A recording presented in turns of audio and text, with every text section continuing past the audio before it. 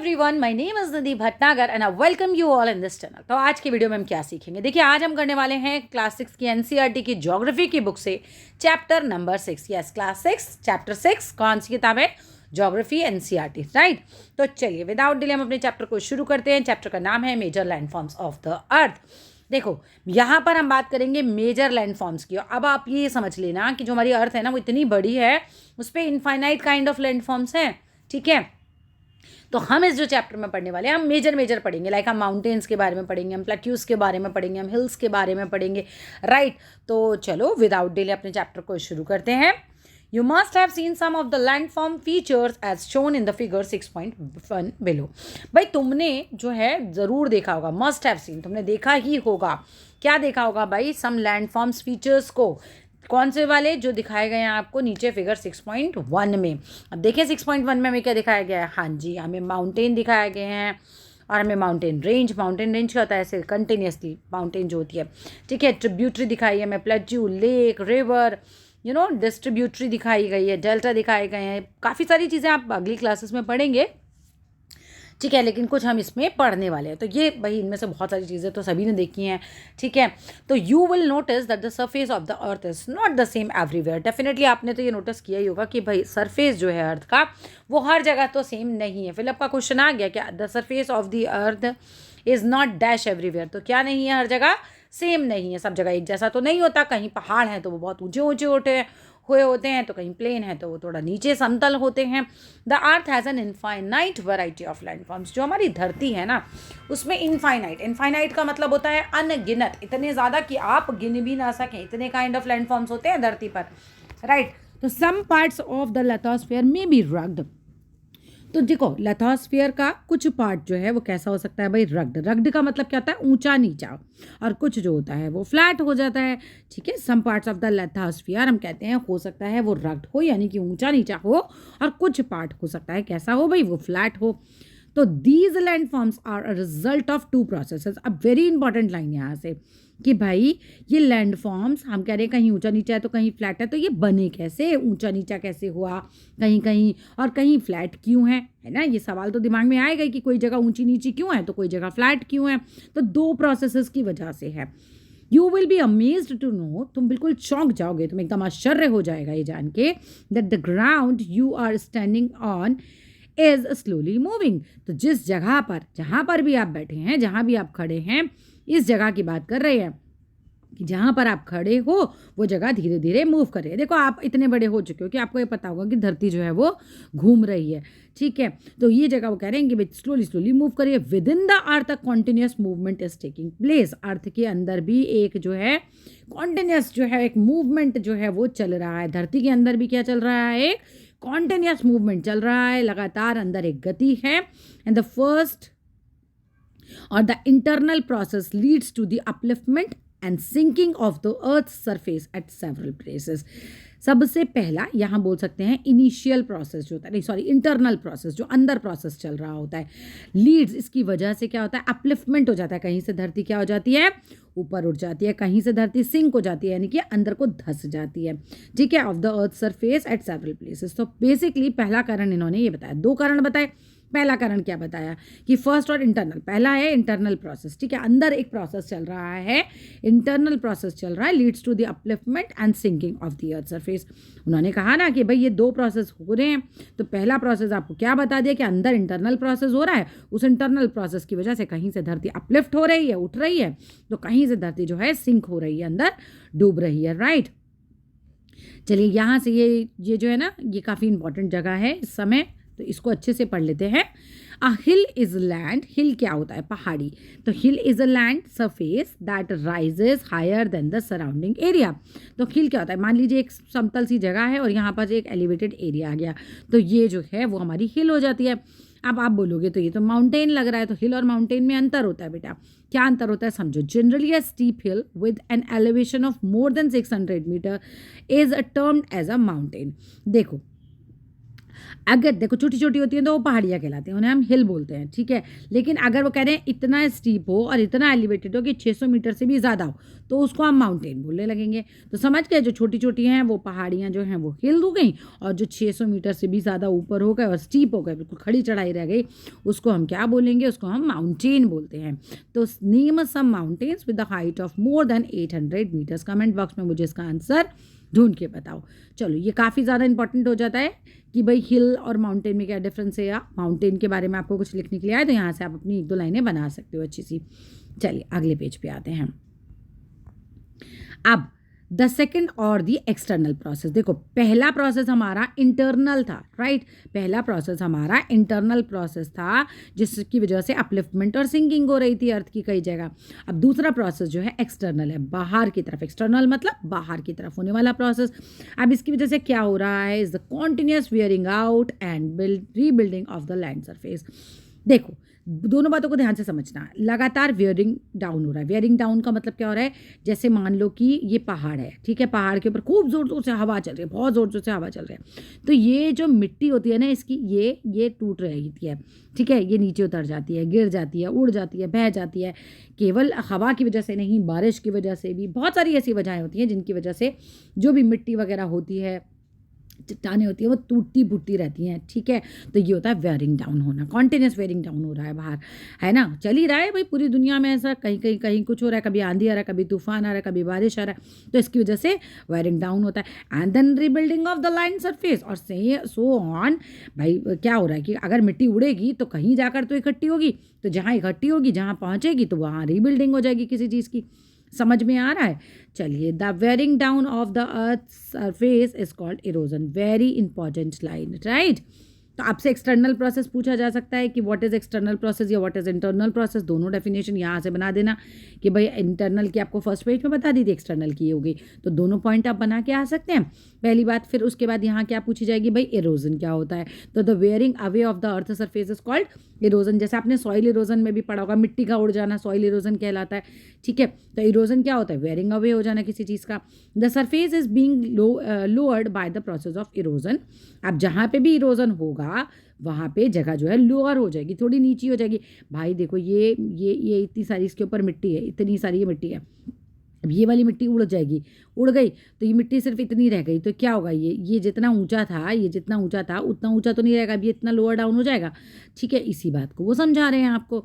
अब ये मिट्टी उड़ के कहीं तो पहुंचेगी, तो क्या होगा, ये रिबिल्ड हो जाएगी। रिबिल्ड हो जाएगी कहीं जाके, तो उस प्रोसेस को हम क्या कहते हैं, डिपोजिशन, यानी कि इकट्ठा हो जाना, ठीक है। तो इरोजन होता है वेयरिंग अवे, ठीक है, एक तरीके से wearing away of this earth surface, और डिपोजिशन होता है रीबिल्ड करना, ठीक है। जो भी प्रोसेस हुआ आपका इरोजन का, उसका जो कहीं जाके वो इकट्ठा होगा, रीबिल्ड होगा, उसको हम डिपोजिशन बोलते हैं। दोनों की डेफिनेशन अच्छे से याद कर लेना, बिल्कुल एग्जाम में आ सकती है, ठीक है। अब these two processes are carried out by running water. अब हम बोल रहे हैं कि इरोजन और डिपोजिशन हो कैसे रहा है, right. Right the reasons for erosion and deposition. तो इनका रीजंस अगर लिखने के लिए आएंगे, यहाँ से लिखेंगे कि these processes are carried out by running water. बहता हुआ पानी, नदी का पानी आ रहा है, झरनों से पानी आ रहा है, बहता हुआ पानी आ रहा है ना ये, या फिर आइस जो ग्लेशियर्स वगैरह से पिघलती है, एंड विंड, इनकी तीनों की वजह से ये सब होता है, राइट। हवा चलती है तो मिट्टी क्या होता है, उड़ जाती है, पानी में बहकर कई बार आ जाती है आगे। So we can group different landforms depending on the elevation and slope. अब देखो कौन कितना एलिवेटेड है, कितना उठा हुआ है, और किसका स्लोप कैसा है, यानी कि देखो ये हम कहते हैं, ये जो उठा हुआ है, ये इतना उठा हुआ है, मान लो इसकी हाइट यहाँ तक है, तो हम इस बात को बोले इतना एलिवेटेड है, इतना उठा हुआ है, राइट। ये इतना उठा हुआ है, इतना ऊंचा है ये। और स्लोप क्या है, ये वाली जगह, ये इसका स्लोप है, ये इसका स्लोप है। तो स्लोप कैसे हो सकता है, बहुत ही खड़ी चढ़ाई भी हो सकती है, या आसान बिल्कुल ऐसे भी लेटी हुई चढ़ाई भी हो सकती है, ठीक है। तो उसी के हिसाब से हम बोलते हैं क्या है भाई, ये माउंटेन्स हैं, या फिर ये प्लेट्यूज हैं, या फिर ये प्लेन जगहें हैं, ठीक है। माउंटेन आपके कैसे होते हैं, लगभग इस तरह के होते हैं, है ना, ये पहाड़ होते हैं आपके। प्लेट्यूज क्या होते हैं, टेबल लैंड की तरह होते हैं। ये देखो, ये इस तरह से कि आपकी क्या होगा, यहाँ तो नीची जगह होगी, ठीक है, फिर आपको ऐसे थोड़ी सी चढ़ाई चढ़ी और फिर बिल्कुल एक प्लेन जगह आ जाएगी, और फिर इधर जो है वो फिर से आप नीचे की तरफ जा सकते हैं। तो ऊपर एक टेबल की तरह बन गया ना, इसको टेबल लैंड भी बोलते हैं इसीलिए, ठीक है। तो 3 तरीके से आपको बता रखा है। अब हम एक एक करके इन्हें पढ़ेंगे कि भाई माउंटेन्स क्या होते हैं, इनके बारे में लिखने के लिए आ जाए तो अब mountain is any natural elevation. Elevated होना, किसी चीज़ का एलिवेशन होना मतलब ऊंचाई होना उसमें, तो भाई क्या होता है, कोई भी नेचुरली उठी हुई जगह हम बोल सकते हैं अर्थ के सरफेस से, तो हम कहते हैं भाई ये पहाड़ है बहुत, मतलब ये ऐसा नहीं कि मिट्टी जरा सी है तो इसको पहाड़ बोलेंगे, नहीं। ठीक है, अभी आपको बताया 600 मीटर से ऊपर, तो वो चीज़ आप याद रखना। द माउंटेन्स में हैव अ स्मॉल सुमिट, जो माउंटेन्स होते हैं उसका छोटा शिखर होता है। सुमिट क्या होता है, ये जगह, इस जगह को बोलते हैं। तो छोटी है ना, यहाँ पर कितना आप चढ़ लोगे, कितना कुछ कर लोगे, राइट। तो ये जगह छोटी होती है। एंड नीचे क्या होता है, ब्रॉड बेस होता है इसका। ये जो नीचे का बेस है ये कैसा दिख रहा है आपको, ये चौड़ा दिख रहा है ना, ये बेस जो है वो चौड़ा दिख रहा है, और ये समिट कैसा दिख रहा है भाई, छोटा दिख रहा है। It is considerably higher than the surrounding area. तो हम ये देखते हैं कि भाई ये जो माउंटेन होते हैं ये बाकी एरियाज़ के जो भी सराउंडिंग एरियाज़ होते हैं उनसे ऊंचे होते हैं। तभी तो हम बोलते हैं हमें पहाड़ पे चढ़ना है मतलब ये ऊंचाई पर है। तो some mountains are even higher than the clouds, कुछ माउंटेन्स तो इतने ऊंचे ऊंचे होते हैं कि वो बादलों से भी ज़्यादा हायर होते हैं। एज यू गो हायर, जब आप और ऊपर जाते हैं, द क्लाइमेट बिकम्स कोल्डर। जितना आप ऊपर जाते जाइए आप देखेंगे कि उतना ही क्लाइमेट कैसा हो रहा है भाई, ठंडा होता चला जाता है उतना ही। In some mountains there are permanently frozen rivers of ice. हम कुछ माउंटेन्स में ये देखते हैं कि जो नदियां हैं ना वो परमानेंटली कैसी हैं भाई, फ्रोजन रिवर्स हैं ऑफ आइस, यानी कि बर्फ़ की नदियां हैं, वो बिल्कुल जमी हुई नदियां हैं। अब ग्लोबल वार्मिंग की वजह से क्या हो रहा है, धीरे धीरे बर्फ़ पिघल ज़रूर रही है जगह जगह, लेकिन यहाँ अभी हैं, और दे आर कॉल्ड ग्लेशियर्स। तो जमी हुई जो नदियाँ होती हैं, परमानेंटली जो फ्रोजन होती हैं, हम उन्हें क्या कहते हैं, ग्लेशियर्स। तभी तभी बोल रहे हैं कि ग्लोबल वार्मिंग आ रही है, ग्लेशियर्स पिघल रहे हैं, ग्लेशियर्स पिघल रहे हैं। क्या होगा, ग्लेशियर्स पिघलेंगे तो इनका पानी बह के नदी में आएगा, समुद्रों में आएगा, और इतना पानी आएगा तो क्या होगा, बहुत ज़्यादा पानी अगर आ जाता है तो वो आसपास के एरिया में बाढ़ ले आएगा। ठीक है, तो there are some mountains you cannot see as they are under the सी।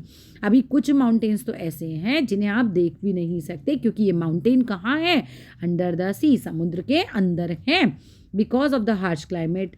अब होता क्या है, देखो पहाड़ पे होता है हार्श क्लाइमेट, बहुत ही ठंडा क्लाइमेट। कई बार आपको ऐसा लगेगा आपको फ्रीज़र में बिठा रखा है, इतना हार्श, इतना ख़राब क्लाइमेट रहता है। कभी भी बारिश हो जाती है, ओले पड़ रहे हैं, बर्फ़ गिर रही है, सुनने में बहुत अच्छा लगता है, पहाड़ पे रहेंगे बड़ा मज़ा आएगा, लेकिन क्लाइमेट वाकई में बहुत हार्श होता है, वहाँ रहना इतना आसान नहीं होता। इसी वजह से क्या होता है, less people live in the mountain areas.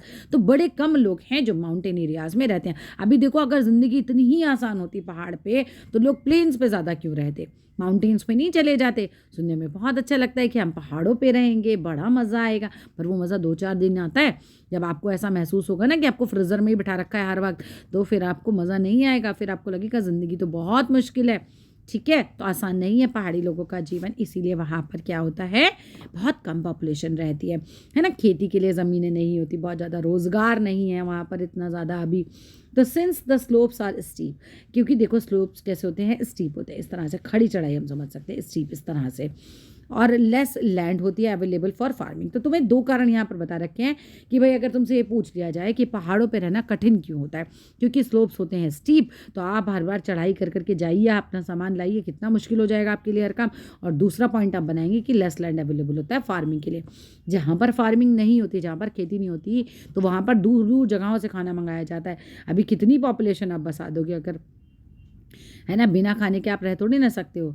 तो चलो यहाँ पर देखते हैं, ये देखो ये फोल्डेड माउंटेन दिखा रखे हैं आपको, ये देखिए फोल्डेड माउंटेन, ये देख लो फोल्डेड माउंटेन, कभी आपको कन्फ्यूजन नहीं होना चाहिए। फोल्डेड माउंटेन कैसा होता है, ऐसे होता है, ऐसे, ठीक है, थोड़ी थोड़ी एक ही सी आकृति बन रही है। ये देखो थोड़ा सा फोल्ड होके चल रहा है ये। चलो आगे आते हैं।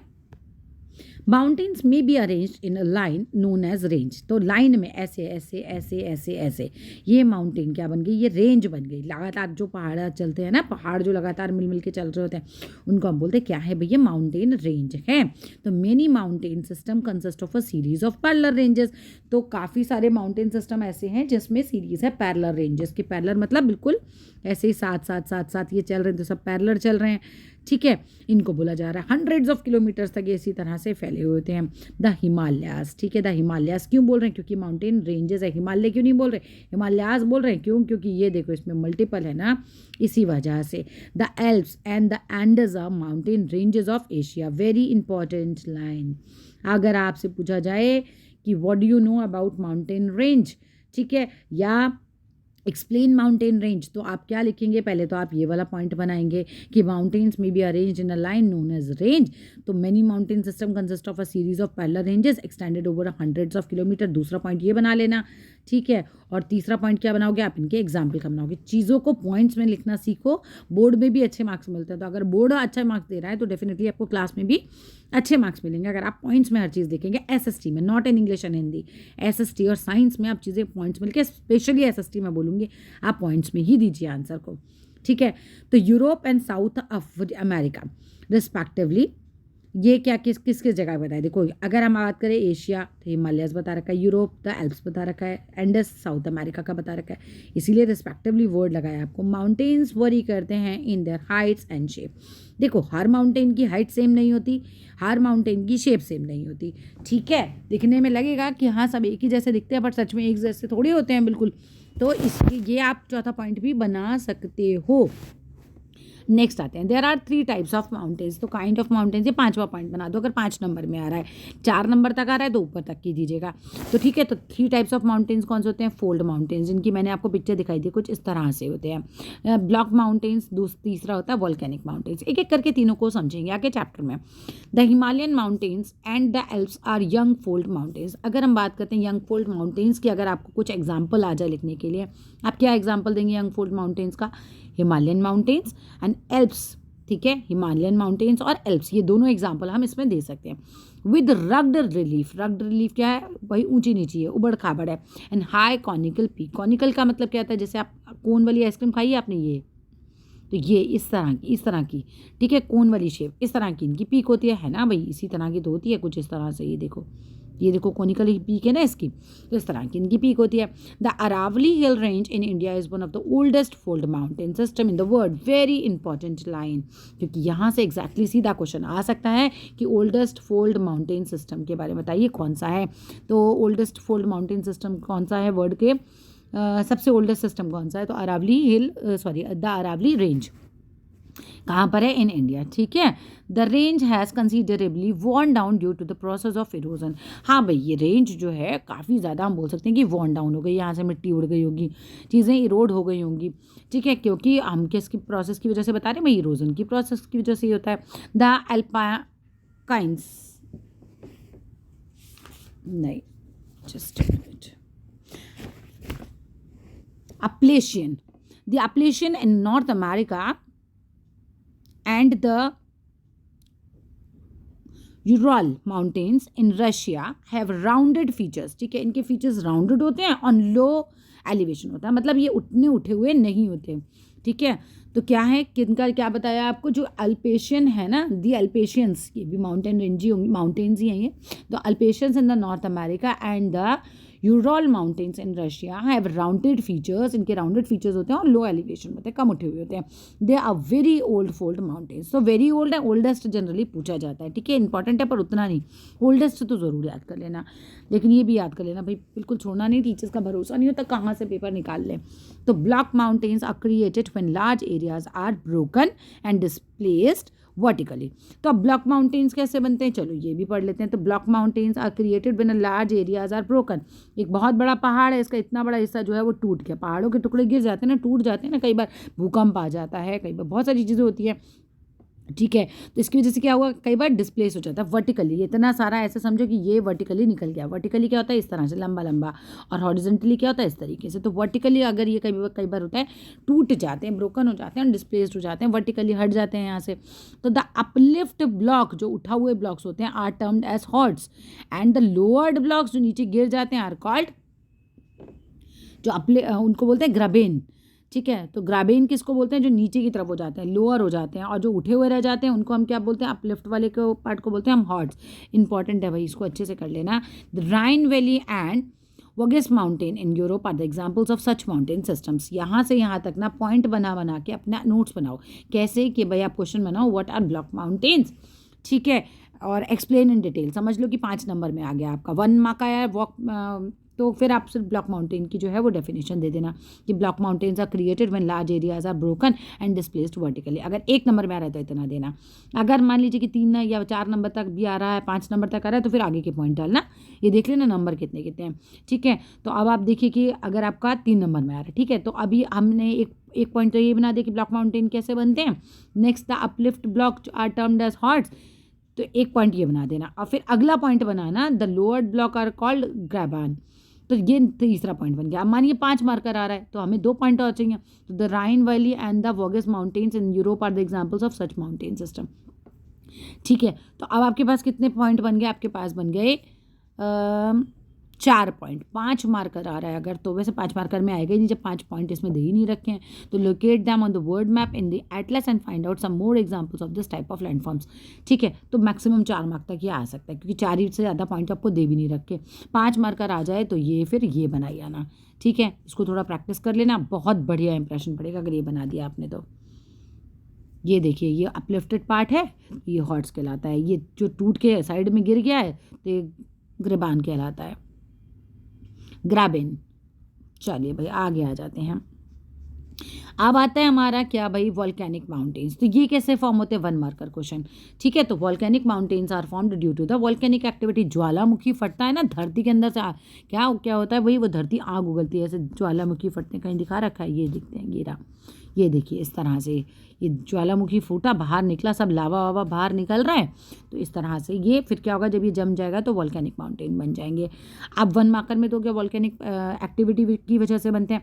अब मान लीजिए कि ज़्यादा मार्क्स का आता है तो हमें क्या लिखना पड़ेगा, इसके बारे में भी लिखना पड़ेगा। तो किलिमंजारो जो है, Mount Kilimanjaro in Africa and Mount Fujiyama in Japan are the examples of such mountains. मैं बोलूँगी अगर 1 मार्कर भी आएगा तो भी इनके एग्जाम्पल लिख देना, बहुत बढ़िया रहेगा। Teacher will be very happy because इससे ये पता चल जाता है कि आपको इतनी नॉलेज तो है, ठीक है। अगर 2 मार्कर तक आ रहा है तो भी बहुत बढ़िया, इतना ही लिख देना। अब उसके ज़्यादा आ रहा है तो माउंटेन्स आर वेरी यूजफुल, बस यहाँ वॉल्केनिक माउंटेन का इतना ही आ सकता है, इससे ज़्यादा इसकी डेफिनेशन दे ही नहीं रखी है, ठीक है। तो 2 ही चीज़ें दे रखी है कि वॉल्केनिक माउंटेन्स कैसे बनते हैं, तो वॉल्केनिक एक्टिविटी की वजह से बनते हैं। Write two examples of volcanic mountains, तो Mount Kilimanjaro in Africa and Mount Fujiyama in Japan are the examples of such mountains, right. अब आइए कि इनकी ना यूटिलिटी के बारे में बताएंगे कि भाई यहाँ से भी एक क्वेश्चन आ सकता है। क्या क्वेश्चन बन सकता है कि माउंटेन्स किस तरह से आपके लिए यूजफुल होते हैं, एक्सप्लेन इन डिटेल। तो mountains are a storehouse of water, पहला पॉइंट। तो माउंटेन क्या है, स्टोर हाउस है पानी का। क्यों, क्योंकि देखो नदियाँ बह बह के आती हैं, वहीं से तो बह के आती हैं। और मैनी रिवर्स, अब अगला पॉइंट बनाओ कि many reverse have their sources in the glaciers in the mountain. तो बहुत सारी जो नदियाँ होती हैं उनका जो क्या है सोर्स होते हैं, वो क्या होते हैं भाई, ग्लेशियर्स ही तो होते हैं। जो बर्फ़ वाली नदियाँ होती हैं पिघल पिघल कर माउंटेन से नीचे आती हैं और उनका पानी जो है हमारी जो बह रही हैं नीचे नदियाँ उनमें मिल जाता है आके, ठीक है। Reservoirs are made and the water is harnessed for the use of people. अब नेक्स्ट पॉइंट ये बनाओ कि भाई क्या होता है, इस पानी को रिजर्व किया जाता है, रिजर्वर्स बनाए जाते हैं। जो पानी बह बह के आ रहा है उसको रिजर्व करने के लिए जगहें बनाई जाती हैं और फिर ये पानी जो लोगों में एक तरीके से बांट दिया जाता है ना, टंकियों में हमारी आ जाता है। Next, water from the mountains is also used for irrigation and generation of hydro electricity. तो एक और पॉइंट बन जाता है कि भाई ये जो पानी होता है जो माउंटेन से बहकर आता है ये सिंचाई के बहुत काम आता है, ये हाइड्रो इलेक्ट्रिसिटी बनाने के बहुत काम आता है। आप देख रहे हो किस तरह मैं पॉइंट में आपको बता रही हूँ, क्यों बता रही हूँ, बिकॉज इसमें बेहतरीन मार्क्स मिलेंगे। आप पॉइंट बना बना के अपने आंसर को लिखिएगा। अब द रिवर वैलीज एंड जो टेरेसेस होते हैं are ideal for cultivation of crops. क्यों, क्योंकि यहाँ पर बहुत बढ़िया जो है पानी वानी सब सुविधाएं मिल जाती हैं, नदी के साथ जो यूज़फुल चीज़ें आती हैं वो भी आपको मिल जाती हैं उस मिट्टी में, ठीक है। तो इसीलिए बोल रहे हैं कि रिवर वैली और जो टेरेसेस होते हैं वो बहुत आइडल रहते हैं कल्टिवेशन ऑफ क्रॉप्स के लिए। एक और पॉइंट आपको बन गया, जितने पॉइंट आप याद कर लोगे उतना ही बढ़िया आपका आंसर बन जाएगा। Mountains have a rich variety of flora and fauna. अब यहाँ पे माउंटेन की और क्या खूबसूरती बताई हुई है कि माउंटेन्स जो होते हैं वो भाई वहाँ पर बहुत बढ़िया पेड़ पौधे होते हैं, फ्लोरा बहुत ज़्यादा अच्छी होती है, ठीक है, और फौना बहुत अच्छी होती है वहाँ पे, यानी जीव जंतु। तो उनके लिए बहुत बहुत रिच वैरायटी का आपको माउंटेन्स पे पेड़ पौधे मिलेंगे, बहुत रिच वैरायटी में आपको वहाँ जानवर वगैरह मिलेंगे, है ना, जीव जंतु मिलेंगे। द फॉरेस्ट प्रोवाइड, अब फॉरेस्ट हमें क्या प्रोवाइड कराते हैं भाई, फ्यूल प्रोवाइड कराते हैं, लकड़ी, राइट, पेड़ों की लकड़ी होगी। फॉडर, फॉडर क्या होता है, जो जानवर चारा खाते हैं ना वो होता है। शेल्टर, डेफिनेटली कितने सारे एनिमल हैं जो फॉरेस्ट में रहते हैं और कुछ ट्राइबल पीपल भी फॉरेस्ट में रहते हैं। अदर प्रोडक्ट्स लाइक गम हो गया, रेजन्स हो गया। तो फॉरेस्ट से हमें क्या क्या चीज़ें मिलती हैं, एक अलग एग्जाम्पल बन जाता है। तो मतलब एक तरीके से ये एक अलग क्वेश्चन बन के भी आ सकता है, तो इसको भी याद रखना। माउंटेन्स प्रोवाइड करते हैं आइडलिक साइट फॉर टूरिस्ट, ये भी इंपॉर्टेंट पॉइंट है, बहुत इंपॉर्टेंट पॉइंट है, इसको ज़रूर डाल देना अपने एग्जाम में कि माउंटेन की अगर यूटिलिटी आपसे पूछी जाए या किस तरीके से यूज़फुल है, तो इसमें ज़रूर डालें, क्योंकि माउंटेन्स पर लोग अक्सर घूमने जाते हैं। मैं ना टूरिस्ट जो होते हैं वो घूमने जाते हैं, उसकी खूबसूरती देखने जाते हैं। अब नेक्स्ट बात पे आओ, they visit the mountains for the सैनिक ब्यूटी, ये मत लिखना, बस इतना लिख देना ये वाली लाइन तक, ठीक है। इतने पॉइंट बना तो बहुत बढ़िया मिलेगा आपको नंबर। अब क्या होता है इसके अलावा सेवरल स्पोर्ट्स, जैसे कि हम बोलते हैं पैराग्लाइडिंग और हैंग ग्लाइडिंग हो गया, रिवर राफ्टिंग हो गया, स्काइंग क्या है ये हमारा स्कीइंग हो गया, ये बहुत पॉपुलर हैं माउंटेन्स में। तो ये हम किस में डाल सकते हैं कि अगर आपको टूरिस्ट से रिलेटेड कोई क्वेश्चन आ जाता है, टूरिज्म से रिलेटेड क्वेश्चन आ जाता है, तो आप अच्छे से बता सकते हो कि जो माउंटेन्स होते हैं वो बहुत ही आइडलिक साइट होते हैं टूरिस्ट के लिए। लोग जो है ब्यूटी देखने के लिए आते हैं यहाँ पर, फिर पैराग्लाइडिंग करते हैं, हैंग ग्लाइडिंग करते हैं, रिवर राफ्टिंग करते हैं, स्कीइंग वगैरह करते हैं, काफ़ी पॉपुलर होती है, ठीक है। तो यहाँ तक ये आप ऐसे लिख सकते हैं, ठीक है। फिर उसके बाद आपको क्या लाइन दी हुई है कि can you name some places in the Himalayas associated with these sports, तो कहाँ कहाँ होती है, रोहतांग वगैरह जाइए आप, मनाली जाइए, वहाँ पर देखिए, शिमला में, मनाली में, उधर सब में ये सब चीज़ें होती हैं। अब आ जाते हैं हम प्लेट्यूज़, किसे कहते हैं, प्लेट्यूज़ कुछ इस तरह का होता है, राइट। टेबल लैंड इसीलिए बोलते हैं, टेबल की शेप का होता है, थोड़ा ऊट चढ़ के जाइए, फिर यहाँ पे बिल्कुल प्लेन आ जाएगा, तो इस तरह का होता है, ठीक है। The plateau is an elevated flat land, it is a flat topped table land, ठीक है, standing above the surrounding area. ये डेफिनेशन आपको यहाँ से यहाँ तक एज इट इज़ आप बना लो, क्वेश्चन लिखो व्हाट इज़, नहीं हाँ, व्हाट इज़ प्लेट्यू, ठीक है, बस उसका आंसर यहाँ तक बना दो कि plateau is an elevated flat land, की उठी हुई फ्लैट लैंड। फ्लैट लैंड क्यों बोल रहे हैं, क्योंकि ये जगह को आप प्लेट्यू बोल रहे हैं, ये, ठीक है, ये, तो ये जो जगह है हमारी, ये जो जगह है हमारी उठी हुई जगह जो है, इसको हम बोल रहे हैं प्लेट्यू। तो एलिवेटेड फ्लैट लैंड हो गया, it is a flat topped table land, flat बिल्कुल टेबल की तरह टॉप्ड लैंड है, जो स्टैंडिंग अबव खड़ी हुई है, ऊंची खड़ी हुई है, कहाँ से, सराउंडेड एरिया से। अब प्लेट्यू में have one or more sides, तो प्लेट्यू की एक से ज़्यादा साइड हो ही सकती है। देखो अब आपने प्लेट्यू बनाया था, तो या पीछे तो नहीं बना सकते, यहाँ से भी उतर सकते हो, ठीक है, यहाँ से भी उतर सकते हो, यहाँ से भी उतर सकते हो, यहाँ से भी उतर सकते हो। एक से ज़्यादा साइट्स होती हैं। अगर इसके ऊपर लॉन्ग क्वेश्चन आ जाए तो ये वाले पॉइंट भी डाल दीजिएगा, पहले प्लेट्यू की डेफिनेशन दीजिएगा यहाँ से यहाँ तक, फिर उसके बाद अगला पॉइंट बनाइएगा कि प्लेट्यू में have one or more sides with steep slopes. फिर नेक्स्ट पॉइंट बनाइएगा, the height of the plateaus often varies from few hundred metres to several thousand metres. इनकी जो हाइट होती है वो क्या करती है भाई, वरी करती है कि कहीं कितनी हाइट का होता है प्लेट्यू, कहीं कितनी हाइट का होता है, लेकिन 100 metres to several thousand metres तक इनकी जो है हाइट हो सकती है। प्लेट्यूज लाइक माउंटेन्स में भी यंग और ओल्ड, ये भी एक पॉइंट बन सकता है कि प्लेट्यूज भी हैं भाई, माउंटेन जैसे पुराने और नए होते हैं तो ऐसे ही प्लेट्यूज भी हो सकते हैं। फिर एक इंपॉर्टेंट पॉइंट आता था, Deccan plateau in India is one of the oldest plateau. यहाँ से एक शॉर्ट क्वेश्चन भी बन सकता है कि भाई which is the oldest plateau, ठीक है, इन इंडिया अगर हम बोले तो इंडिया के ओल्डेस्ट प्लेट्यूज़ में से, ये भी नहीं बोल सकते ओल्डेस्ट हैं, बट इंडिया के जो ओल्डेस्ट प्लेट्यूज़ हैं उनमें से एक है हमारा कौन सा, डेक्कन प्लेट्यू, ठीक है। The Deccan plateau is India is one of the oldest plateaus. जो भी ओल्डेस्ट प्लेट्यूज़ हैं दुनिया के बोल रहे हैं ये शायद, उसमें से हमारे इंडिया का डेक्कन प्लेट्यू भी काफ़ी ओल्डेस्ट हो जाता है, ठीक है। उसके अलावा कुछ और प्लेट्यूज़ के आपको एग्जाम्पल दिए होंगे, the East African plateau in Kenya, Tanzania and Uganda and the western plateau of Australia are other examples. तो प्लेट्यूज़ के एग्जाम्पल आएंगे तो आप अच्छे तरीके से इनके एग्जाम्पल्स लिख सकते हैं, यहाँ से लेकर और यहाँ तक आपको तमाम एग्जाम्पल इनके दिखा रखे हैं, ठीक है, याद कर लेना।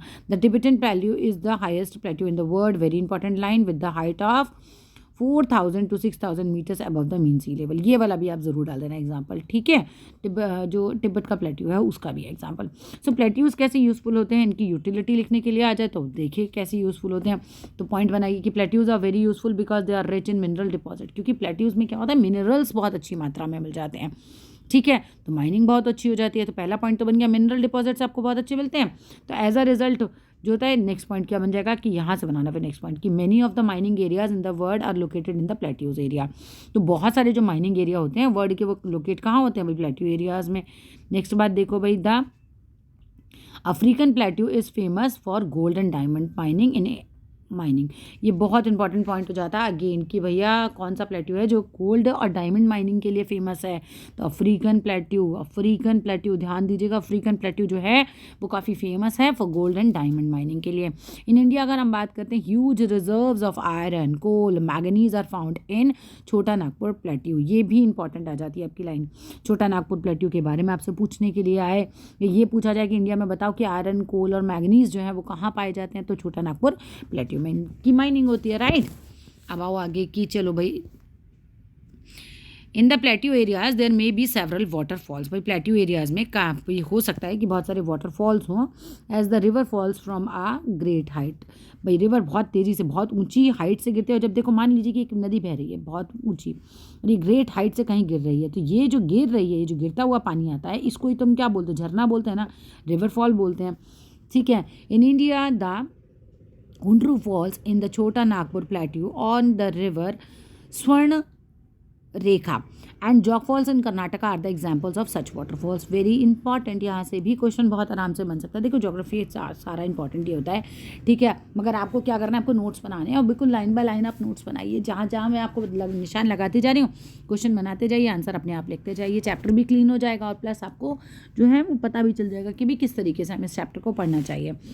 The lava plateaus are rich in black soil. जो लावा प्लेट्यूज होते हैं वो ब्लैक सॉइल में बहुत रिच होते हैं, मतलब उसमें ब्लैक सॉइल काफ़ी जनरेट होती है, एंड फर्टाइल होते हैं एंड गुड फॉर कल्टिवेशन, ठीक है। यहाँ पर कल्टिवेशन बहुत अच्छा होता है, कॉटन के लिए ब्लैक सॉइल बहुत अच्छी होती है, पता है आपको। Many plateaus have scenic spots, मतलब लोग उन्हें देखने के लिए आते हैं, and are great attraction of tourist, और टूरिस्ट के लिए भी काफ़ी ज़्यादा अट्रैक्टिव जगह होती है। तो सब पॉइंट्स बना के आप लिखिएगा। अब आ जाते हैं हम प्लेन्स के ऊपर बात करते हैं। प्लेन्स मतलब जैसे दिल्ली, नोएडा, हम लखनऊ, ये जिन जगहों पर नॉर्मली ज़्यादा पॉपुलेशन रहती है वो प्लेन ही होती है, क्योंकि भाई माउंटेन्स पर रहना बहुत टफ होता है। तो plains are large stretches of flat land, बिल्कुल दूर दूर तक फैली हुई एकदम फ्लैट लैंड की तरह होती है। अब ऐसी भी नहीं कि बिल्कुल एकदम ही आपको प्रेस करके बनाई हुई है, बट स्टिल काफ़ी फ्लैट लैंड होती है। तो they are generally not more than 200 metres above mean sea level. Mean sea level क्या है, ये मान लीजिए कि हमारा समुद्र है, ये समुद्र का बिल्कुल तल है। तो यहाँ से अगर आप देखें, यहाँ से जो ऊंचाई देखें तो लगभग 200 मीटर अबव तुम्हें बता रखा है, ठीक है, लगभग ये इतना रहता है। जनरली वो बोल रहे हैं कि not more than 200 metre above, इससे ज़्यादा नहीं होता, फिर वो हिल, माउंटेन ये सब शुरू हो जाएंगे। सम प्लेन्स आर एक्सट्रीमली लेवल, काफ़ी तो ऐसे होते हैं कि बड़े अच्छे से लेवल्स होते हैं, मतलब बहुत ही फ्लैट टाइप के होते हैं, लेकिन अदर में भी स्लाइटली रोलिंग हो सकते हैं या फिर अंडुलेटिंग हो सकते हैं, ठीक है। ऐसा नहीं कि बिल्कुल ही फ्लैट होंगे, कहीं है ना गोल थोड़ा इस तरह के हो सकते हैं, है ना, इस तरह के भी हो सकते हैं। तो most of the plains are formed by river, ज़्यादातर जो प्लेन्स होते हैं वो रिवर्स से बनते हैं एंड देयर ट्रिब्यूटरीज से बनते हैं, ठीक है। Most of the plains are formed by rivers and their tributaries. The river flow down the slopes of the mountains and erode them. क्या करती हैं रिवर्स, भैया ये माउंटेन से बह कर आ रही हैं, ठीक है, बह कर आ रही हैं, तो जब माउंटेन से बह कर आएंगी तो माउंटेन की मिट्टी, कंकड़, पत्थर, सिल्ट, रेत, ये भी अपने साथ बहा के ले आएंगी, नीचे लाकर क्या कर देंगे, डिपॉजिट कर देंगे इकट्ठा, और जब ज़्यादा डिपॉजिट हो जाता है, इकट्ठा हो जाता है, वो जगह बन जाती है एक तरीके से। और जो नदियों के साथ डिपॉजिट्स आते हैं ना, उनके माउंटेन्स वगैरह के रोड होकर, ये बहुत बढ़िया होते हैं फसल उगाने के लिए भी। तो they carry forward the eroded material, तो ये क्या अपने साथ लाती हैं, एरोडेड मटेरियल को ले आती हैं। Then they deposit their load consisting of stone, sand, silt, ये क्या करते हैं भाई, इकट्ठा करती जाती हैं, जब बहा के लाती हैं अपने साथ तो इकट्ठा करती जाती हैं। And their courses in the courses मतलब एक तरीके से रास्ते में, एंड द वैलीज, जो भी घाटियों तक ये नदियाँ पहुँचती हैं तो वहाँ से भी इकट्ठा करती जाती हैं। It is from these deposits that plains are formed. बिल्कुल इंपॉर्टेंट है भैया, प्लेन्स कैसे बनते हैं, यहाँ से, ठीक है। तो प्लेन्स इस तरह से बनते हैं कि जो ज़्यादातर जो प्लेन्स होते हैं, जो नदियाँ होती हैं, ट्रिब्यूटरीज होती हैं, वो माउंटेन स्लोप से बह कर आती हैं, इरोड करती हैं माउंटेन्स को, जो इरोड करके मटेरियल आता है नीचे लाके इकट्ठा कर देती हैं, तो वहाँ पर प्लेन्स बन जाते हैं। चलो आगे आते हैं। Generally plains of very fertile, अगर हम बात करें जनरली तो प्लेन्स जो होते हैं वो काफ़ी ज़्यादा फर्टाइल होते हैं, क्योंकि यहाँ पर ना बढ़िया सी जो है फसल वगैरह आराम से हो जाती है, ठीक है। कंस्ट्रक्शंस ऑफ ट्रांसपोर्ट नेटवर्क काफ़ी इजी हो जाता है, क्योंकि देखो पहाड़ पर गाड़ी वाड़ी चढ़ाना, ट्रक में सामान भर के ले जाना काफ़ी डिफिकल्ट होता है, लेकिन यहाँ पर जो है काफ़ी आसान होता है। तो कंस्ट्रक्शन ऑफ ट्रांसपोर्ट नेटवर्क यानी कि सड़कें बनाना, ये सब बहुत आसान होता है प्लेन्स पर कंपैरेटिवली अगर हम देखें तो माउंटेन्स के। Thus these plains are very thickly populated, क्योंकि ये सब चीज़ें आसानी से हमें, ये चीज़ें उगती भी आसानी से, और जो नेटवर्क ऑफ रोड्स वगैरह है वो भी बहुत बढ़िया है, तो इसीलिए यहाँ पर लोग ज़्यादा रहना पसंद करते हैं। थिकली पॉपुलेटेड रीजन्स होते हैं वर्ल्ड के। Some of the largest plains made by rivers are found, जो ज़्यादातर मतलब प्लेन्स हैं जो नदियों से बने हैं वो क्या हैं, फाउंड इन एशिया, एशिया जगह में पाए जाते हैं और नॉर्थ अमेरिका में पाए जाते हैं। फॉर एग्जाम्पल इन एशिया अगर हम बात करें, these plains are formed by Ganga and Brahmaputra in India, तो गंगा और ब्रह्मपुत्र नदियों से ये प्लेन्स बने हैं बहुत ज़्यादा इंडिया के, एशिया के कह रहे हैं, एशिया के। In Asia these plains are formed by the Ganga and Brahmaputra in India. And अगर हम बात करें चाइना का,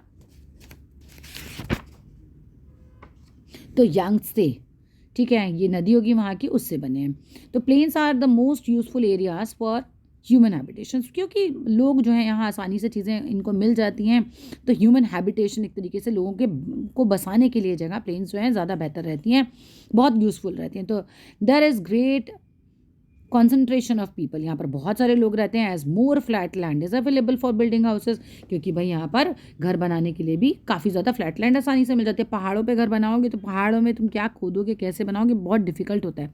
बनाते तो हैं, लोग रहते हैं, पर बहुत डिफिकल्ट होता है। As well as for cultivation, है ना, खेती वेती करने के लिए भी प्लेन्स ज़्यादा बेहतर रहते हैं, because of the fertile soil, क्योंकि प्लेन्स की जो मिट्टी होती है वो सॉइल फर्टाइल होती है, नदियों से बह बह कर चीज़ें आ रही हैं। The land is highly productive for cultivation, तो लैंड जो होती है हाईली प्रोडक्टिव होती है, बहुत प्रोडक्टिव होती है, किस लिए, कल्टिवेशन के लिए, खेती के लिए। तो इन इंडिया टू, अगर हम इंडिया की बात करें, the Indo Gangetic plains are the most densely populated regions in the country, ये भी आ सकता है, ठीक है। चलो आगे आते हैं, ये देखो खेती वेती कर रहे हैं, ये बस फिनिश होने वाला है चैप्टर। लैंडफॉर्म्स एंड पीपल अगर हम बात करते हैं, तो humans have been living on different kinds of landforms, जो इंसान हैं वो अलग अलग काइंड ऑफ लैंडफॉर्म्स पे रहते हैं, इन डिफरेंट वेज, अलग अलग तरीके से रहते हैं। ज़िंदगी बिताने का तरीका सबका अलग अलग ही होता है। जहाँ मतलब देखो माउंटेन वाले लोग होंगे, उनका जीवन जीने का तरीका अलग होगा, प्लेन्स पे जो रह रहे हैं उनका जीवन जीने का तरीका अलग होगा, प्लेट्यूज पे हैं तो उनका जीवन अलग ही होगा। So life is difficult in mountain areas, भाई डिफिकल्ट होती है माउंटेन एरियाज़ पे, हार्श क्लाइमेट होता है, रोड्स इतनी बढ़िया नहीं होती हैं, खेती नहीं हो पाती है, तो प्लेन्स प्रोवाइड करते हैं लेकिन much better conditions. It is easy to grow crops, build a house or road in a plain than a mountain. Comparison लिखने के लिए आए तो प्लेन्स की खूब तारीफ लिख देना, ठीक है।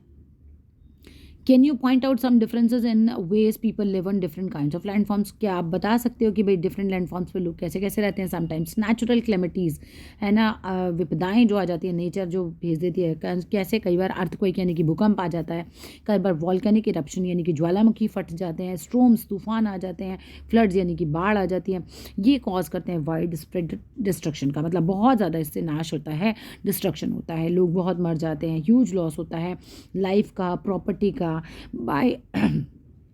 by creative awareness about such incidents we may lower the risk, अगर हम लोगों को अवेयर कराएं, है ना, कि आपको यहाँ रहना चाहिए, यहाँ नहीं रहना चाहिए, अगर आप यहाँ रह रहे हैं तो आपको क्या जो है वो चीज़ें समझनी चाहिए, है ना, कि भाई अर्थक्वेक आए तो क्या करो, और मतलब फ्लड हो जाए तो क्या करो, और किन जगहों पर तो बिल्कुल ही नहीं रहना चाहिए। लोगों में अवेयरनेस अगर हम फैलाएं तो फिर इन इंसिडेंट्स का जो रिस्क है वो थोड़ा कम किया जा सकता है, ख़त्म तो नहीं किया जा सकता बट डेफिनेटली लोअर किया जा सकता है। You may find out from your own surroundings, तुम अपने सराउंडिंग से ही समझ सकते हो। In low many ways as we use the land and water, quite often we use the land in a wasteful manner. भाई हम देखते हैं कि कई बार हम अपनी लैंड को बहुत ही ख़राब तरीके से यूज़ करते हैं। For example constructing houses on a fertile land, कितना गलत है। देखो लैंड अगर फर्टाइल है तो वहाँ पर खेती होनी चाहिए बेसिकली, लेकिन तो वहाँ मकान बना देते हैं, तो हो गया ना एक गलत तरीका। Similarly we throw garbage on the land और in water making them dirty. कई बार हम पानी मतलब कूड़ा फेंक देते हैं लैंड पर या पानी वाटर बॉडीज़ में, तो वो उनको डर्टी करता है। तो we should avoid using such important gifts of nature. Important gifts of nature किसे कहा गया, हमारी लैंड को कहा गया, हमारे रिवर्स को कहा गया, ओशंस को कहा गया, ठीक है। तो हमें इन्हें कभी भी ख़राब नहीं करना, इनको केयरलेस मैनर्स में यूज़ नहीं करना। The available land is not only for our use, it is our duty to leave the earth a better place for future generation as well. ऐसा नहीं कि सिर्फ हमें अपने ही बारे में सोचना है, या हम ये कह रहे हैं कि भाई प्रेजेंट जनरेशन के बारे में सोचिए, प्रेजेंट जनरेशन के लिए हमें लैंड साफ चाहिए, फ्यूचर जनरेशन का भी तो सोचो ना, जो आगे आपकी आने वाली पीढ़ियाँ हैं उनके बारे में भी हमें सोचना चाहिए। और उन्हें कैसी करनी, मतलब हम जो जनरेशन को आगे लैंड दें वो साफ़ सुथरी और एक बढ़िया लैंड दें उनको। तो यहाँ पर स्वच्छ भारत मिशन के बारे में ये भी आ सकता है एग्जाम में। स्वच्छ भारत मिशन क्या है ये भाई? Healthy mind lives in a healthy body. एक अच्छा दिमाग एक अच्छे शरीर में रहता है, यानी कि आपके स्वस्थ अगर आप हैं तो आपका दिमाग भी स्वस्थ रहेगा। And for a healthy body clean environment जो है हमें चाहिए होता है। पर्टिकुलरली हमें क्लीन वाटर चाहिए, हमें क्लीन एयर चाहिए एंड हाइजीनिक बिल्कुल साफ़ सुथरी सराउंडिंग्स चाहिए। ये प्री रिक्वेस्टेड है, यानी कि एक तरीके से हम कह सकते हैं कि ये सबसे प्राथमिक चीज़ें होती हैं। स्वच्छ भारत मिशन क्या है भाई? यहाँ से एक क्वेश्चन बनेगा कि Swachh Bharat mission is a government of India programme है ये। इसका एम क्या है? To achieve all of these for people. क्या ऑल ऑफ दीज? यही कि भाई क्लीन एयर मिले, लोगों को क्लीन वाटर मिले, ये सब चीज़ें। ठीक है, अब बस ये एक्टिविटी है, ये आपको खुद करनी है। That's all, finish. ठीक है, ये एक्टिविटी थी। चलिए, that's all in this video. Video अच्छा लगे तो लाइक करना, शेयर करना, चैनल को सब्सक्राइब करना, और कुछ समझना है तो कमेंट बॉक्स में लिखना। Thank you and bye bye.